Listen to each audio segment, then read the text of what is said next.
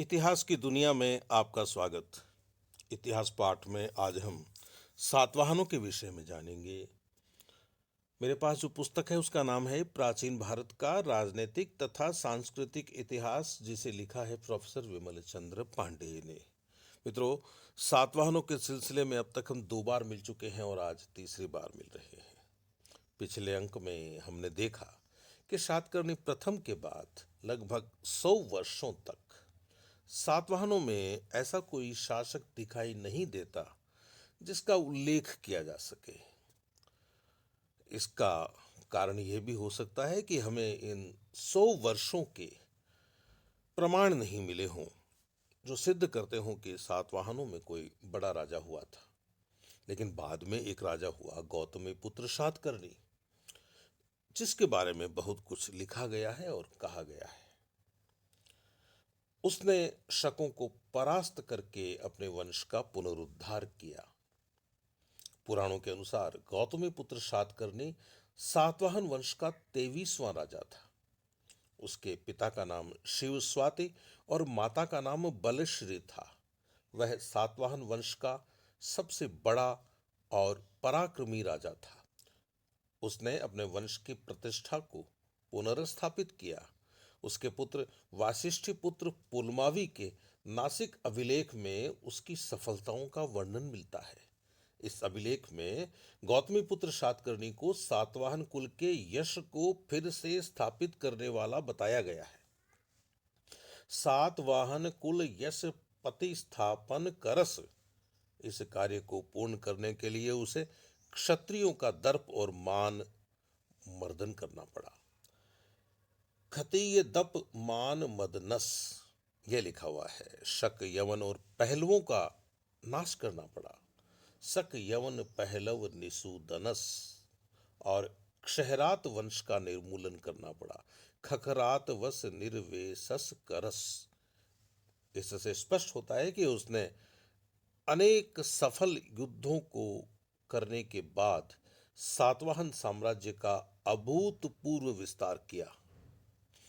नासिक अभिलेख के अन्यान्य अंश भी गौतमी पुत्र सातकर्णी के पराक्रम को सिद्ध करते हैं, जैसे सर्वराज लोक मंडल प्रतिग्रहित शासनस्य, त्रिसमुद्र तोय पीत वाहनस्य, अपराजित विजय पताकः, अनेक समरा विजित शत्रु संघर्ष। उसके साम्राज्य के अंतर्गत कौन कौन से प्रदेश थे, यह भी नासिक अभिलेख से स्पष्ट होता है। ये प्रदेश थे असिक, यह गोदावरी और कृष्णा नदी के बीच का प्रदेश था। अश्मक, यह गोदावरी का तटीय प्रदेश था। मूलक, पैठन के चारों ओर का क्षेत्र। सुराष्ट्र, दक्षिणी काठियावाड़। कुकुर, उत्तरी काठियावाड़। अपरांत, उत्तरी कोंकण। अनूप, नर्मदा नदी पर स्थित माहिष्मती प्रदेश। विदर्भ यानी बरार। आकर यानी पूर्वी मालवा। अवंती यानी पश्चिमी मालवा। नासिक के 2 अभिलेखों से स्पष्ट हो जाता है कि उसने क्षहरात वंश को पराजित करके फिर अपने वंश का राज्य स्थापित कर लिया था। अपने शासन के 17वें वर्ष में उसने क्षहरात नरेश नहपान पर आक्रमण किया था।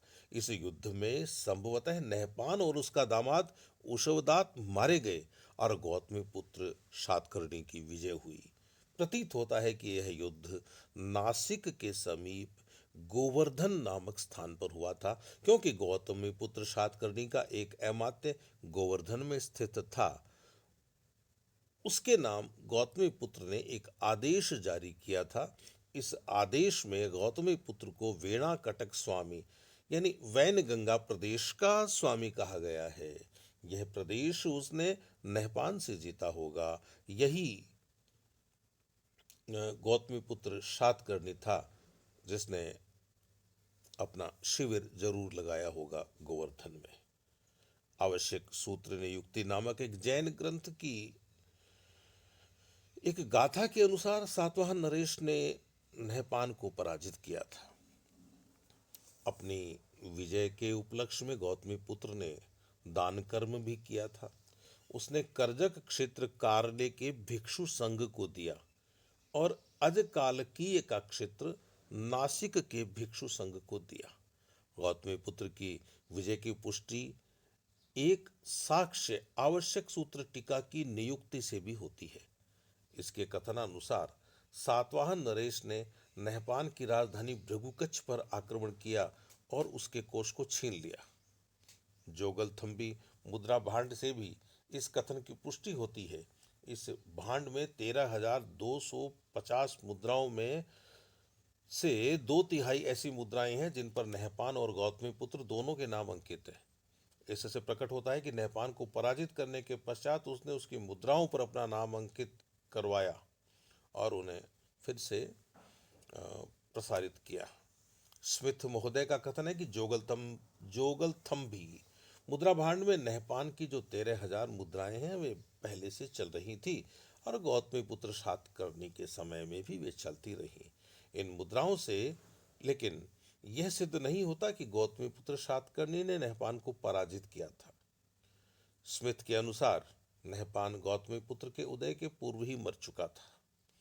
गौतमी पुत्र के शासन में 18वां जो वर्ष है उसका एक अभिलेख है, नासिक अभिलेख। उससे प्रकट होता है कि उस प्रदेश में उशवदात ने कुछ भूमि भिक्षुओं को दी थी, लेकिन नीलकंठ शास्त्री और भंडारकर साहब का मत है कि यह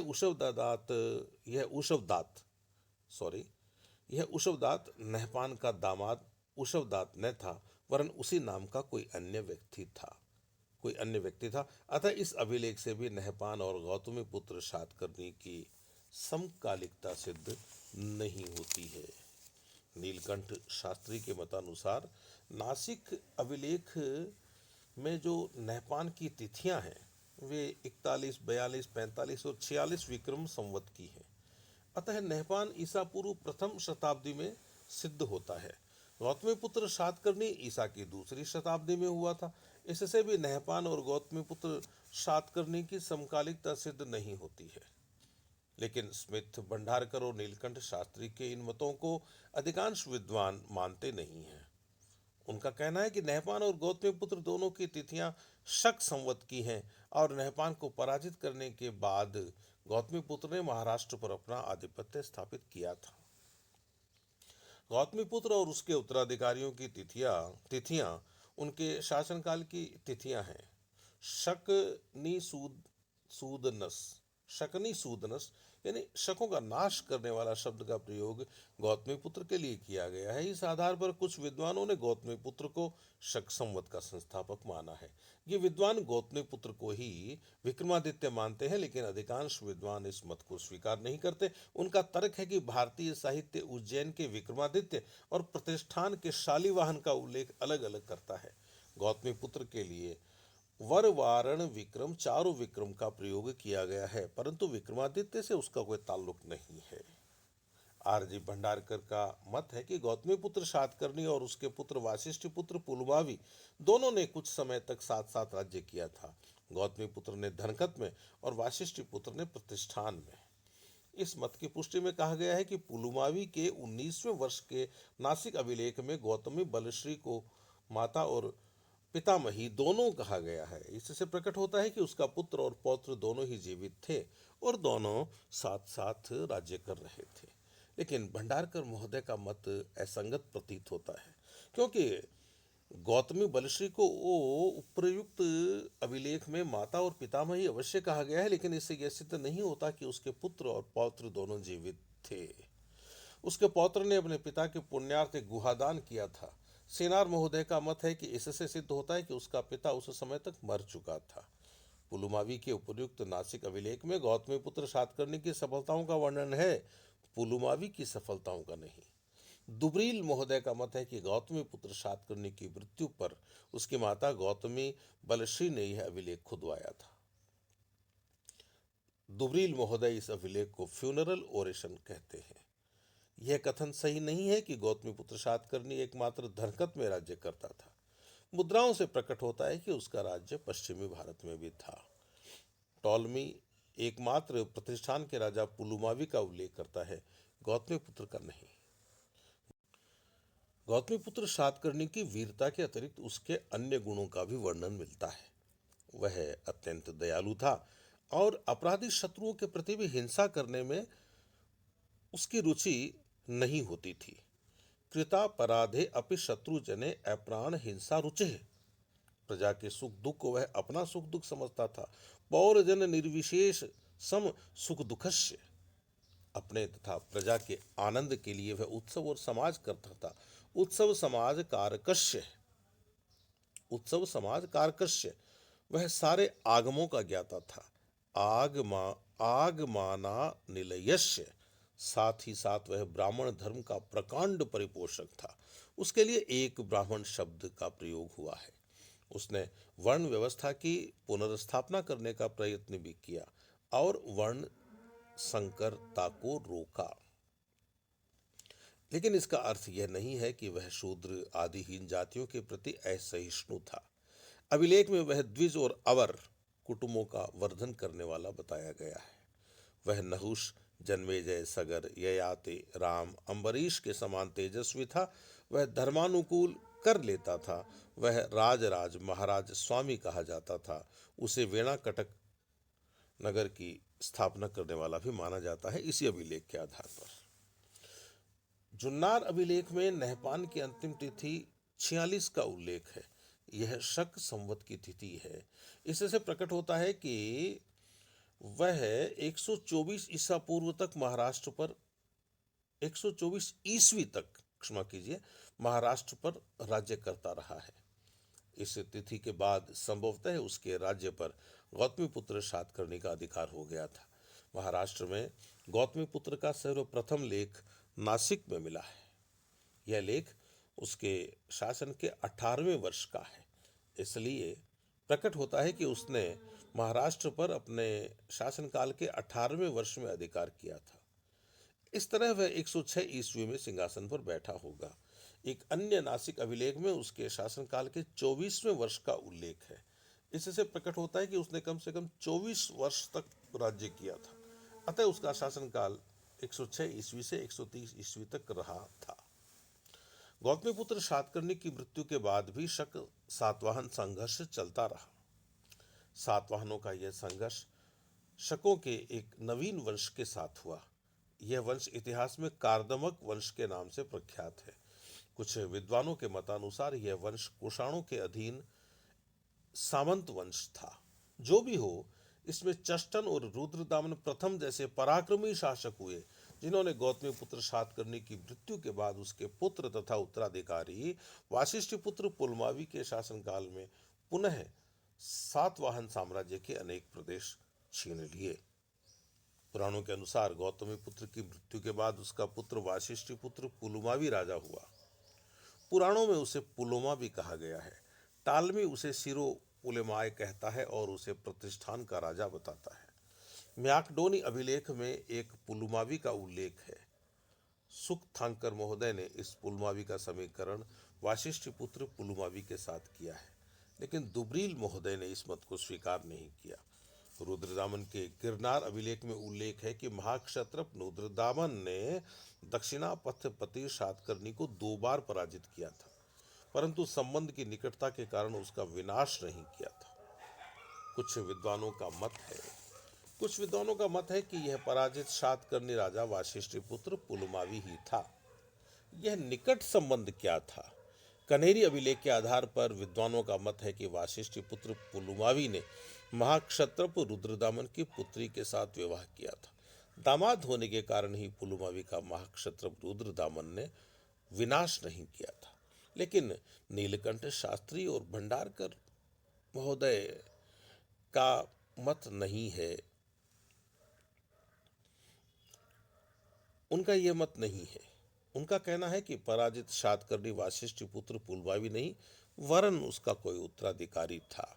कुछ मुद्राओं पर वाशिष्ठिपुत्र स्वामी श्री पुलमावी का नाम मिलता है। नासिक और कार्ले अभिलेखों में उसके शासनकाल की तिथियां मिलती हैं। जैसा कि हम जानते हैं, शक नरेशों चष्टन और रुद्रदामन प्रथम ने वाशिष्ठिपुत्र पुलमावी को पराजित करके सातवाहनों से अनेक प्रदेश छीन लिए थे।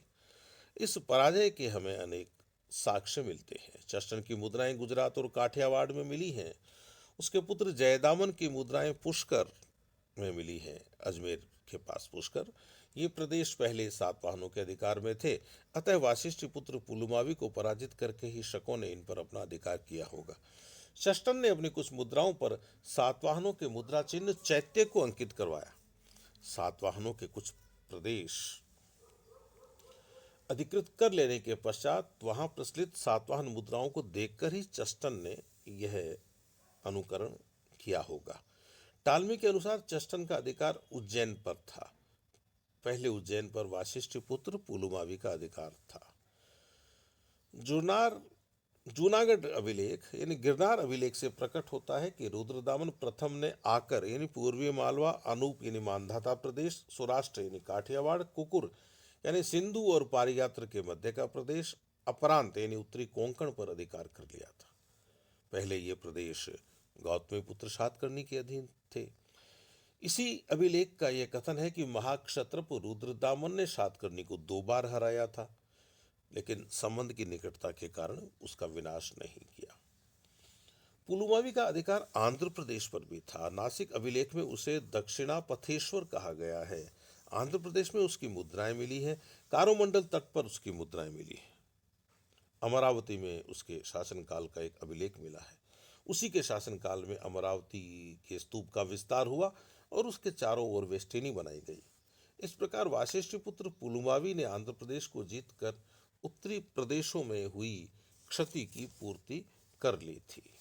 उपलब्ध साक्ष्यों से प्रकट होता है कि वाशिष्ठ पुत्र पुलुमावी के साम्राज्य में महाराष्ट्र, विदर्भ, आंध्र प्रदेश और कदाचित कोरोमंडल तट सम्मिलित थे। उसकी राजधानी थी प्रतिष्ठान। गौतमीपुत्र की अंतिम तिथि 130 ईस्वी मिली है। कार्ले अभिलेख में पुलुमावी के शासनकाल की तिथि 24 मिली है। इससे प्रकट होता है कि उसने कम से कम 154 ईस्वी तक शासन किया। सातवाहन वंश का अंतिम महत्वपूर्ण राजा था यज्ञश्री सातकर्णी। पुराणों के अनुसार राजा गौतमीपुत्र के 35 वर्ष पश्चात शासक हुआ था। इससे प्रकट होता है कि यह 165 ईस्वी में शासक हुआ। आंध्र प्रदेश के गुंटूर जिले के एक अभिलेख से प्रकट होता है कि उसकी अंतिम तिथि 27 थी, अतः उसने 193 ईस्वी तक शासन किया होगा। यज्ञश्री भी एक पराक्रमी राजा था और उसने अनेक प्रदेशों पर अधिकार कर लिया था जो कि उसके पूर्वजों के हाथ से या उसके हाथ से निकल चुके थे। उसकी मुद्राएं गुजरात, काठियावाड़, पूर्वी और पश्चिमी मालवा, मध्य प्रदेश और आंध्र प्रदेश में मिली हैं। शकों की मुद्राओं के आधार पर बनी हुई उसकी चांदी की मुद्राएं भी उसकी शक विजय की ओर संकेत करती हैं। उसके अभिलेख कन्हेरी और नासिक में मिले हैं। इस प्रकार यज्ञश्री सातकर्णी महाराष्ट्र और आंध्र देश का राजा था। उसकी कुछ मुद्राओं पर मछली, जहाज और शंख के चित्र भी हैं। प्रकट होता है कि उसका राज्य समुद्र तट तक विस्तृत था और उसके शासनकाल में पर्याप्त व्यापारिक उन्नति हुई थी। यज्ञश्री सातकर्णी के पश्चात सातवाहन वंश में कोई भी ऐसा पराक्रमी राजा नहीं हुआ जो अपने वंश के राज्य को संरक्षित रख सकता था। अतः उसके पश्चात राज्य की उत्तरोत्तर अवनति हुई।